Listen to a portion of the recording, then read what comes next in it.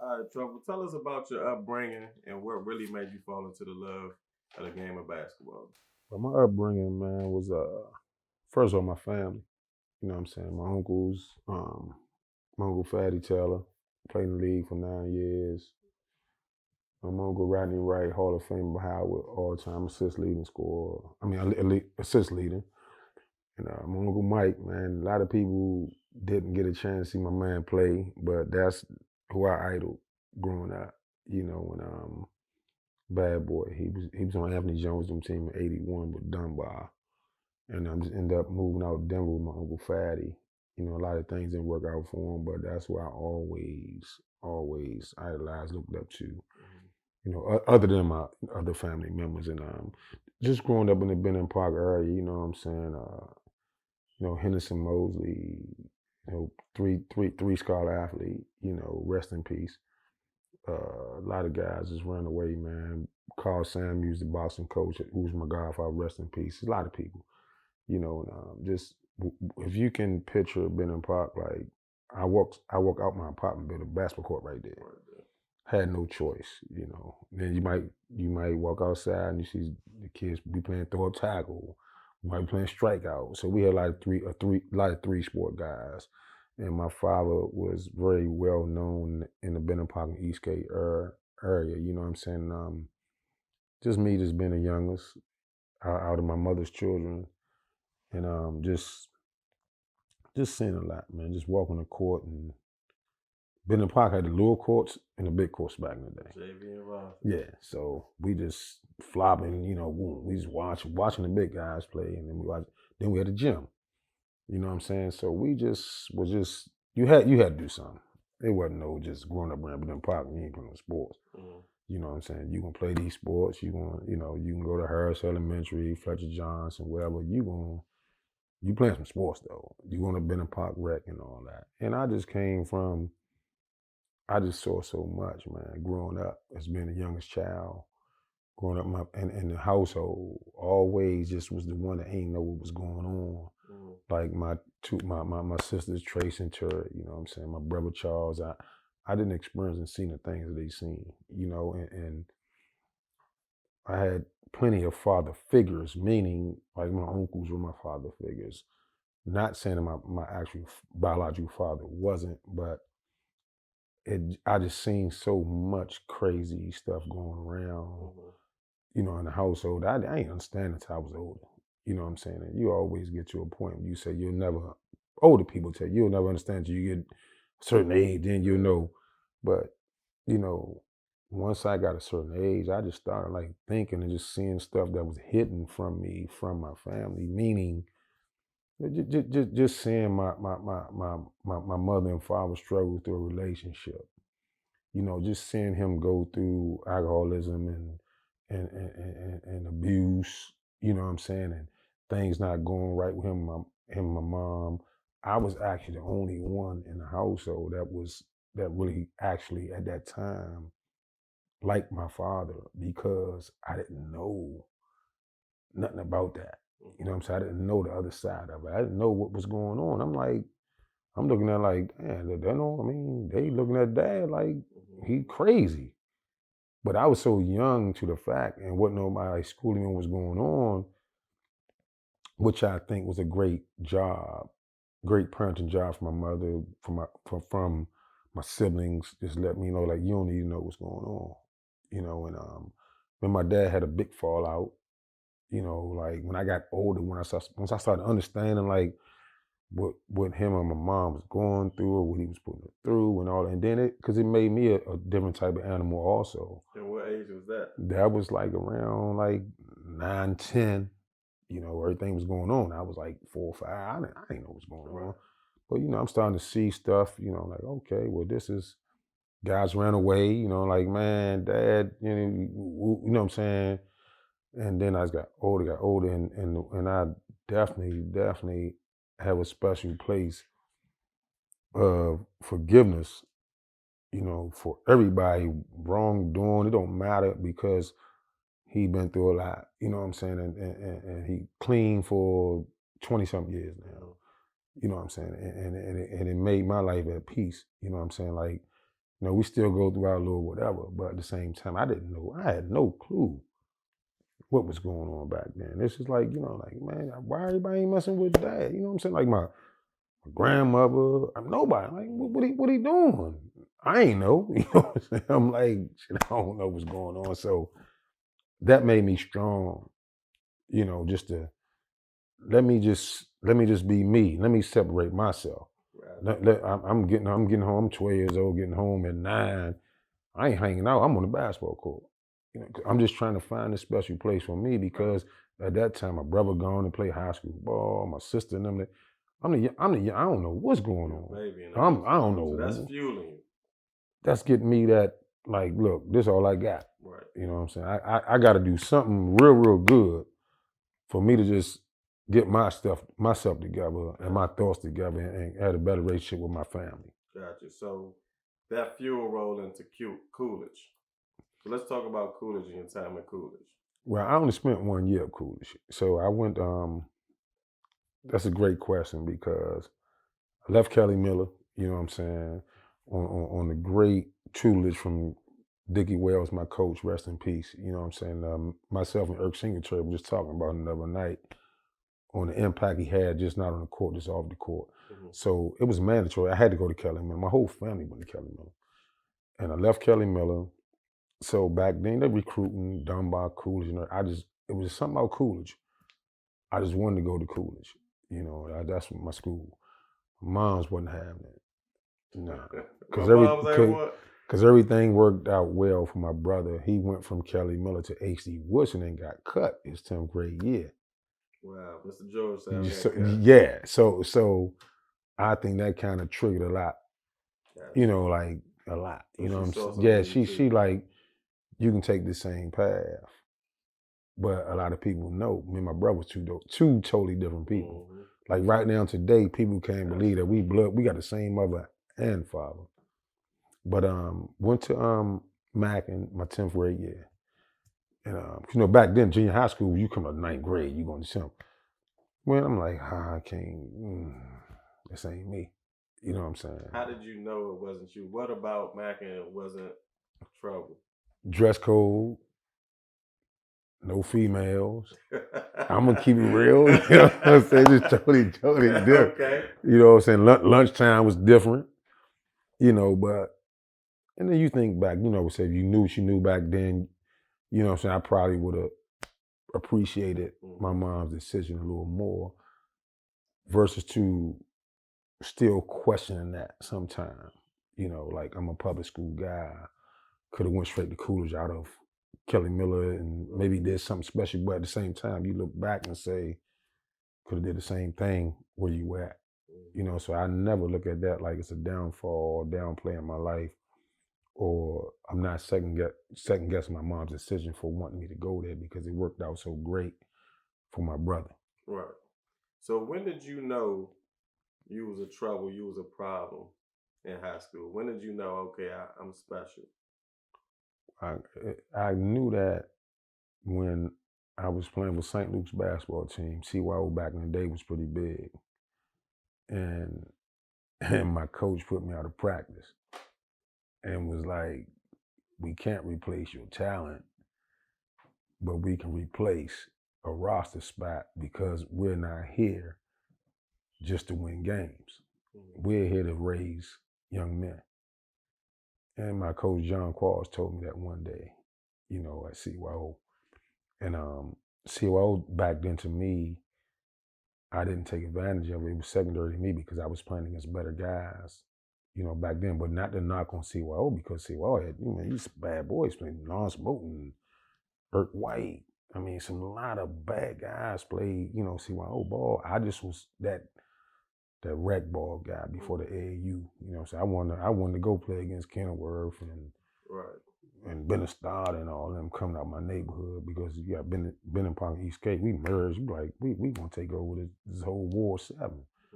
And you know, once all that started sinking in, and I got with my junior high school coach, and you know, he put a lot of dog in me. You know what I'm saying? Like, yo, like don't matter where you can play church league, whatever league. He said, you got it. You know what I'm saying? You got it. He said, and when I see you play against these other guys, I never get this day when I graduated from Miller. And he was like, yeah, your mother got you going to Mac. And he said, I'm going to see them, the Mather games and the Flint Hills, because we played against them. Back in the day, it was called the Metro Conference. Flint Hill wasn't in the conference, but every year we played them. Mm-hmm. And, you know, he said, yeah, I want to see where all this going at, all this little, you know, Kelly Miller stuff. Now he said, now you playing against these smart guys who people think that better than you, IQ and everything. But we had all that too. And, you know, I went up Mac in my 10th grade year, ended up making honorable mention all Mac my 10th grade year. That was very rare back in the day during them times. Right. You know what I'm saying? And he was like, man, I always told you, it don't matter where you at. You know, yeah, you can play with the best of them. Okay, so Capital Classics. Come out of Coolidge, Capital Classics. 2 years out of high school. What a compliment. He's seen a few. Yes. Smith penetrates, pulls up, takes the running one-hander and scores over Buckingham. Curt Smith. Well, that jumper won't go, and now the Cap All-Stars will run the fast break. Oh, Smith with a dandy of a move, faked the pass and took it home. Talk about that. So how does it feel first to make the Capital Classics? And you got Kenny Smith. Kenny Hansen. It felt great because of the path I went to get, because a lot of people counted me out. You know, I played my 10th grade year at Mackin. 11th grade year, I played about 4 or 5 games for Mackin. Then I was like, man, I'm just on my knucklehead status, like I'm done. I actually walked off the court. Not the court, but just walking the game. Coach ain't put me in. I'm like, for different reasons, I ain't gonna play you the second half, and he didn't stop the second half. I'm gone. You know what I'm saying? That right there, I think I just totally like embarrassed my family by even making that decision, by just getting off the bench, just walking off the court. I'm gone. You know, when not knowing then that you got to be penalized for certain stuff. You know what I'm saying? And you coaching the game, would you do that to a player now for disciplinary reasons? Would you sit a kid? Well, what I would do, I wouldn't tell a kid that I'm going to start you the second half, I'm not going to start you. If you're a starter, okay, I'm going to discipline you, you're not going to start the first half. You're not going to play the first half, but you can start the second half. I wouldn't, you know what I'm saying? I would tell a kid, like, what I'm going to do. So you understand what your coach was trying to do? I understood it, but he told me some wrong information. Gotcha. You know what I'm saying? He said, you ain't going to start. Right. That second half, you start. And second half, we warm up. I'm ready to rock. We have Gonzaga. I'm ready to rock. He called the lineup, and it ain't me. I'm like, oh, man. I just come from Chesapeake, Virginia, giving Lonzo more than them 30-something when he was number one player in the country. And we fought them. We boom. So I'm cool with it. You know what I'm saying? And he ain't put me. I'm like, at the time, I was like, man, I'm gone. During the game, I just left. I'll let you, man. You know what I'm saying? I'm gone. Right. Now, you know, you think back, you know, we all got stories, you know what I'm saying, that we should have did this, we should have did that. But I just think that, you know, and it's still to this day, I wouldn't say it was a right or wrong decision. It was just a decision I made at the time. And then it worked out for me. My mom's like, well, just go ahead where you want to go. Just make the best out of it. And it was cool. And it was Coolidge. And because Coach Jarrell, rest in peace, he was always, he never, we always kept in touch. He's like, you going to Mac, that's fine. I'm still going to be your biggest fan. I'm still going to support you. Whatever. Just let me know if you need me. And I called Coach Jarrell. I was like, man, I'm coming up next year. I was like, who y'all got? He was like, man, I don't care who we got. He said, man, they going to be here, but we got you. You know what I'm saying? And it worked out real well. You know, me coming from my side of town and going way uptown, and it worked out well. So how did you know you was gonna be in the Capital Classics? Well, I kind of just let my game speak for itself. Like, you know, during the course of the year, I mean, it just wasn't nobody out playing me. And if I didn't make the Capital Classics, it would have been some bogus, crazy stuff. You know what I'm saying? So I never worried about that part because I didn't see all them guys back in the day. I mean, I knew where I belonged. It wasn't surprising to me that I made the Cowboy Classic. I went to every Cowboy Classic game since I was like 11 years old. Just Right. So always pictured myself in that uniform. Like, yeah, I can't wait. Cowboy Center, boom. You know what I'm saying? So it wasn't the fact that I always envisioned myself being there. It was just from what school I'm represent. That was the thing.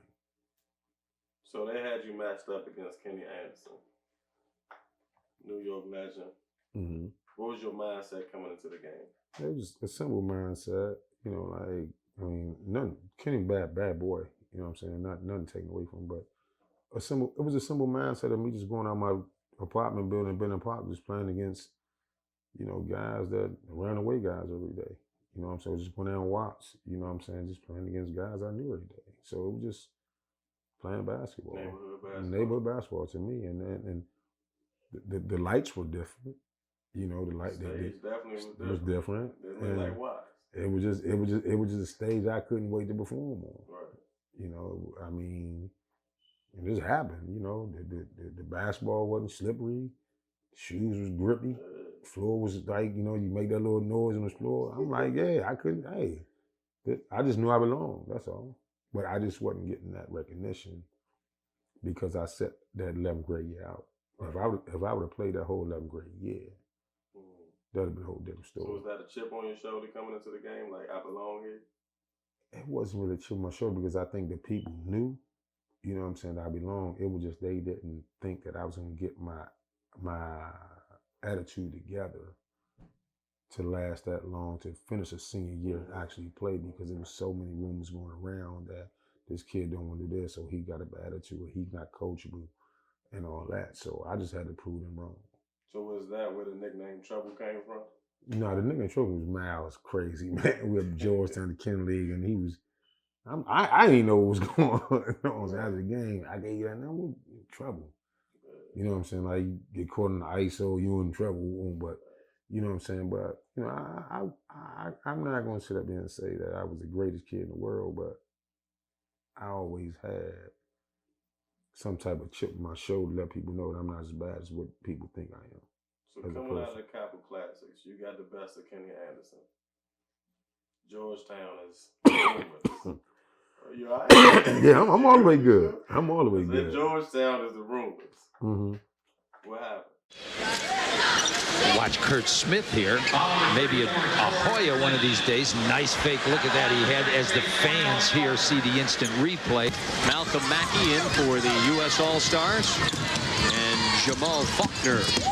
Smith to the basket, running one-hander. He scores and is fouled. Was you supposed to go to Georgetown? Nah, well, John came on to me late recruiting-wise. Because, you know, I mean, and we talk every day now. You know, good friend. You know, I just think John just didn't think that I was gonna get my act together. You know, and once I left Mac, and I think that's when John was like, "Oh, he ain't doing nothing." You know what I'm saying? Because he actually was at that game. We played Lonzo, and you got to think Lonzo was going into Georgetown that next year. You know, we weren't playing the country, and we had him. I had a great game, and I had left that Gonzaga game I was telling you about. I left like mid-season, like a couple of games after that. And then that's when John was like, oh, So I didn't see John again until I got up Coolidge. And we playing Dunbar against Mike Smith, Donald Ford, and guys. So I'm thinking he ended to see them, but they were juniors, but I'm a senior. I'm like, I'm John here for some reason. You know what I'm saying? Boom, boom. Keep you know, him and my brother real tight. By the time him and my brother was playing for Georgetown, my brother never told me anything about what John said or recruit me or nothing like that. So season went on, I didn't get no letters, no calls or nothing. After the Cowboy Classic game, John Chaney from Temple at the time contacted my high school coach, and we became cool. And John Chaney took over recruiting, and I ended up signing with Temple. And things didn't work out, Prop 48 situation. So when I got in that mode, that's when Coach Thompson came in and started to believe, you know what I'm saying, that, okay, now he want to get herself together. And it's another situation after that. You know what I'm saying? I left the junior college that John Chaney sent me to. And I was like, I ain't with this, you know what I'm saying? And, you know, whatever happened, happened, you know what I'm saying? Then John Thompson met me and said, man, you got one more chance, man. I'm going to send you here. And if it happen, it don't, it don't. And John actually was taking like chances. It was a chess match. Get it together, then I won't. Then he'll see me back on the scene, then he back in. You know what I'm saying? It was just a matter of when was this kid gonna get it together? You know, and I realized I had to get it together, and I got it together. And went to Compton, JUCO, got myself together, and that's when John came back on the scene. Oh, he ready now. You know what I'm saying? And I mean, it was just, to me, it was just, a lot of things was going on in my life back then that, you know, a lot of people wasn't aware of, you know what I'm saying? A lot of flashbacks, you know what I'm saying? I get to thinking about this because I'm the youngest, I don't know what's going on. You know what I'm saying? So it's not like I hung out with my siblings. You know, I hung out with my friends. So I didn't know a lot about what the family was going through, not just for me, just in general. I had no idea. But, you know, like I said, I wouldn't trade it in for the world, for the support of my family, things I've been through, and to still be here where I'm at right now to even speak upon it. Right. So let's speak on the reasons why you left. So you went to junior college and you left. Why did you leave? Junior college? No, I didn't leave junior college. Okay, now I went to 2 junior colleges. Yeah. So why did you leave the first one? The first one, when I left Allen Junior College, I didn't like it. So what didn't you like? It was just boring to me. Like, no talent. No, the talent level was off the chain. The talent level had nothing to do with me leaving. It was just, I'm looking at, I'm like, all these guys played against these guys. They had these big schools. I'm like, what I'm doing down here? Not understanding this is what happens when you don't take care of your business leading up to you want to go to a big university. So if you had your option coming out of Kamikaze, where would Curt be? Now today? Back then, you got your act together, you wasn't a high head or whatever. I actually still think I would have went to Temple. So you had Temple. Yeah, 4 years at Temple? I still think I would have. I still think I'd went because I so much respected John Chaney's approach and what Temple was doing at the time. You know, looking at Mark Macon and, you know, like, I saw Mark Macon last year at the Villanova-Georgetown game. I went at Villanova, and I ain't seen Mark since my visit at Temple. So I'm walking. He was like, we stopped each other, like, Curt, I said, what's up, son? Boom, boom. So we just got caught in a little conversation, how you been, all that, boom, boom. And he just, out the blue, he said, man, you know we done went to the Final Four, man, you that came with this joint. He said, I've been following you and seeing, boom, boom. He said, I always wondered, you know, like, whatever happened to Curt. Does that haunt you at all? Like, if I would have did this, what if? You know why it don't haunt me? Because I think I'm surrounded by a great family base and friends base, whereas the good times outweigh the not making it type stuff. You know what I'm saying? Like, just being around good people allow you not to even think about what you would have done. You know what I'm saying? Because you still allowed to do the same thing. Because that's all I want to do is take care of people.